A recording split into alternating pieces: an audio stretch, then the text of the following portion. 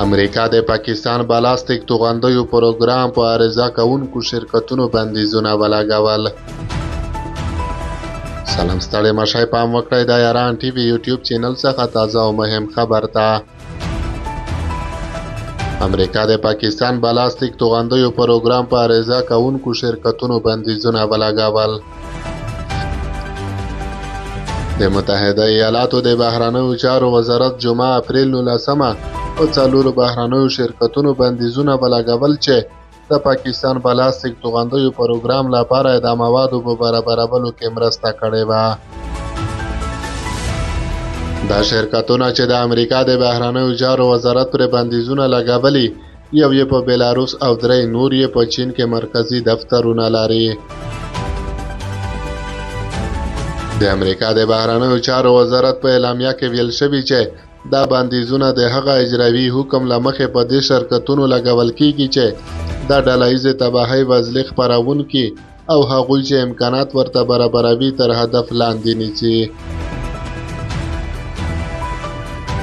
د متحده ایالاتونو د بهرنیو چارو وزارت ویلي چې د څلورو شرکتونو پاکستان ته داسې مواد لیږدولي دي چې د لرې وطن توغندیو په ګډون د بالستیک توغندیو په پروګرامونو کې ترې کار اخیستل کیږي.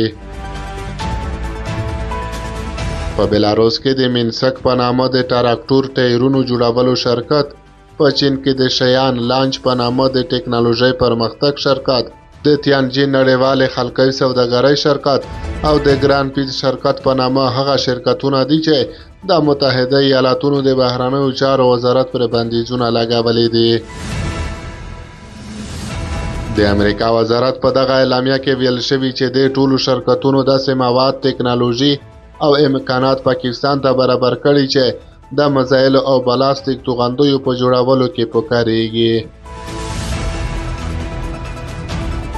د امریکا وزارت په اعلامیه کې ویل شوي دي چې د دې اقدام له کبله د همدې ټولو شرکتونو ټول جایدادونه او ګټې چې په متحده ایالاتو کې او یا د امریکایي اتباعو په کنټرول یا ملکیت کې دي ضبطېږي او د خزانه وزارت بهرنیو شتمنیو کنټرول ادارې ته باید وسپارل شي.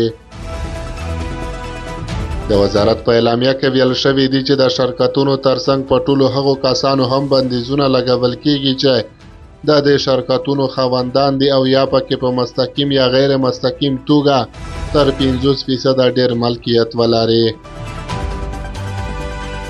د متحده ایالاتو د بهرنیو چارو وزارت اقدام له مخې تر څو پورې چې د خزانه وزارت د بهرنیو شتمنیو کنټرول ادارې اجازه نه وي ورکړي، په متحده ایالاتو کې هیڅ شخص نشي کولی چې د دې شرکتونو سره راکړه ورکړه وکړي.